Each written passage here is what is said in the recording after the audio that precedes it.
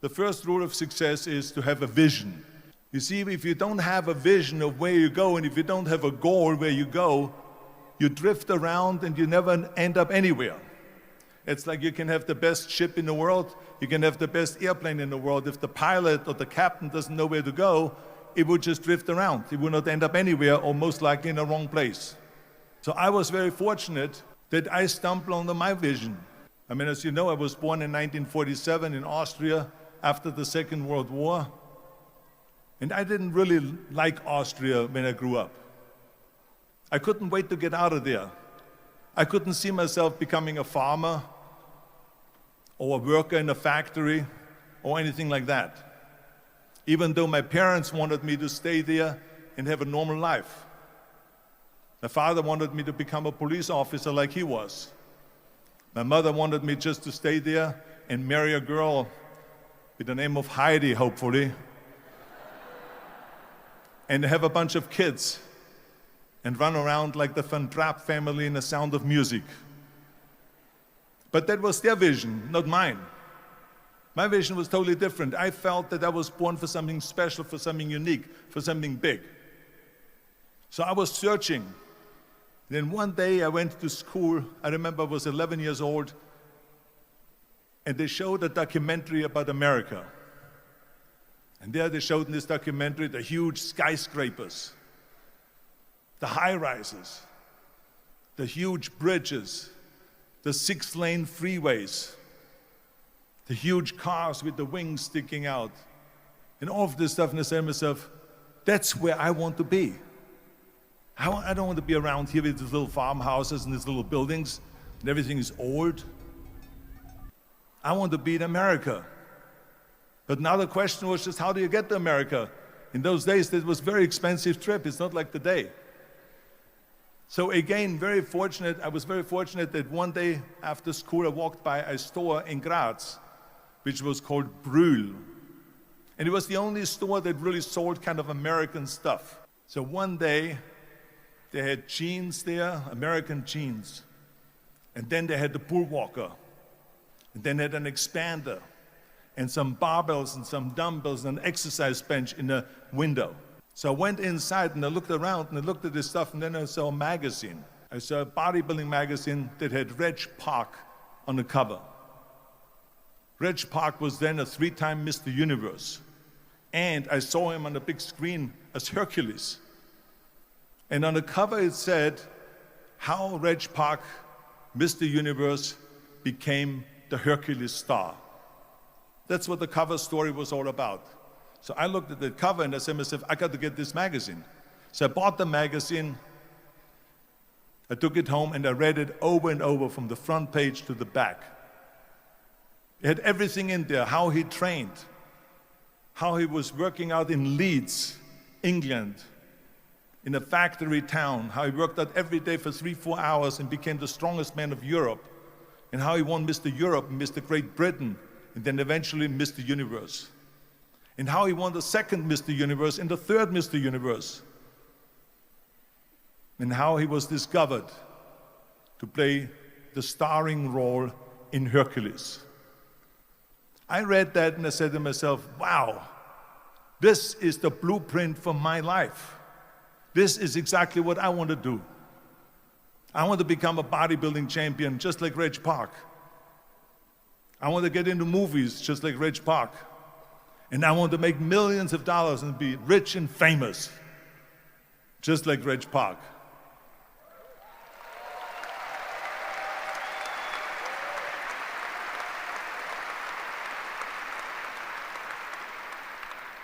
Do you know how great it felt that I knew where I was going? Imagine the majority of people don't know where they're going. I knew where I was going, that I'm going to become this bodybuilding champion just like him. So it was just a question of how do you do it? I was so relieved because when you have a goal, when you have a vision, everything becomes easy. Because remember that in America, for instance, when you study, you will see the percentage of people that like their jobs. 74% hate their job in America. Now, this is not much different when you come to Europe. The majority of people don't like what they're doing because they're really not doing it because they didn't have a goal and they followed this goal. They just aimlessly drift around, and then all of a sudden there's a job opening, so they get that job because you have to work. But then when you work, it's a chore. It's work. It's not fun. So if you think about only a quarter of the people really enjoy what they're doing in life, that is unbelievable if you think about it. So I felt so blessed that I knew what I was doing. It's like a medical student that studies and knows he wants to become a doctor. You know where to go. So I knew where to go. So people always ask me, when they saw me in the gym in the pumping iron days, they say, why is it that you're working out so hard? 5 hours a day, 6 hours a day, and you have always a smile on your face. The others are working out just as hard as you do, and they look sour in the face. Why is that? And I told people all the time, I said, because to me, I'm shooting for a goal. In front of me is the Mr. Universe title. So every rep that I do gets me closer to accomplishing that goal, to make this goal, this vision turn into reality. Every single set that I do, every repetition, every weight that I lift will get me a step closer to turn this goal into reality. So I couldn't wait to do another 500-pound squat. I couldn't wait to do another 500-pound bench press. I couldn't wait to do another 2,000 reps of sit-ups. I couldn't wait for the next exercise, for the next half hour of posing and all the kind of things that you have to do to be a champion.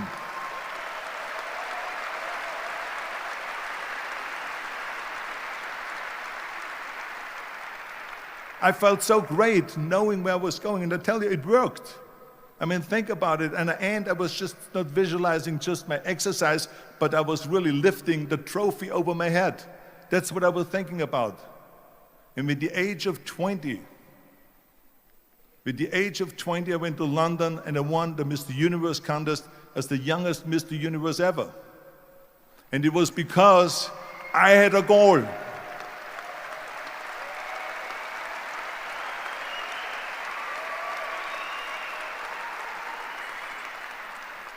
And this is no different than anything else, what I'm talking about. This is not just about bodybuilding. It was the same in acting. I remember when I was doing Conan the Barbarian. I was crawling on the rocks with a sword in my arm, crawling on all four. And of course, being that it's Conan, I didn't have clothes on or anything like that, right? So I was kind of, my knees were bare, my elbows were bare and everything else, and I'm crawling on the rocks. So after 10 takes, my elbows were bleeding and my knees were bleeding. And the director came to me and he said, Arnold, I'm so sorry that you have to go through this, but we need one more take, a close-up of you crawling with the sword towards the camera. Can you handle one more take? And I said to him, I don't know what you're talking about. He says, I'm totally fine. He says, but you're bleeding. I said, because I don't feel it, because I can visualize what the scene will look like in a film. And I'm so excited about this scene.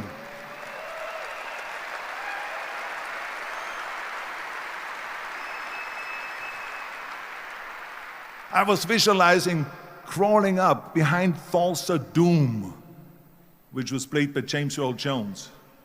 Crawling up behind Thulsa Doom with the sword slowly, and then rising up behind him and whack, cutting his head off. And the head spins in the air, slowly with blood all over the place, and slowly falls down the steps and rolls down the steps. And his body slowly falls sideways. That was what I was visualizing, and that was very important because he, in the movie, killed my parents, killed Conan's parents. And that was revenge. And he always said that flesh is stronger than steel. And I wanted to prove to him that no, steel is stronger than flesh. And so I had this in my mind. And so this is why it didn't matter if I had to do another 50 takes or 100 takes, no matter how much I bleed on my elbows or my knees. I saw that vision of the perfect scene, and it was an important scene, and I would do it over and over again until we got it.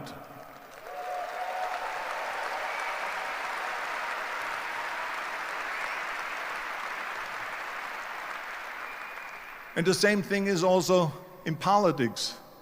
I remember that in politics, I had a very clear vision that I will be the leader of California. This is as far as I could go because I was not born in America, so I could not run for president. So being the governor of the fifth largest state, I should say the largest state, the fifth largest economy in the world, was for me really the ultimate title, the ultimate accomplishment in politics. So even though people came up to me and says, why don't you go and run for something smaller, you're never gonna make it. I ran for governor, and then 2 months later I became governor of the state of California. Again, because I had a very clear vision what I'm gonna do with California. So let me tell you something, visualizing a goal and going after it makes it fun. You got to have a purpose no matter what you do in life. You got to have a purpose. So that's rule number one, have a vision.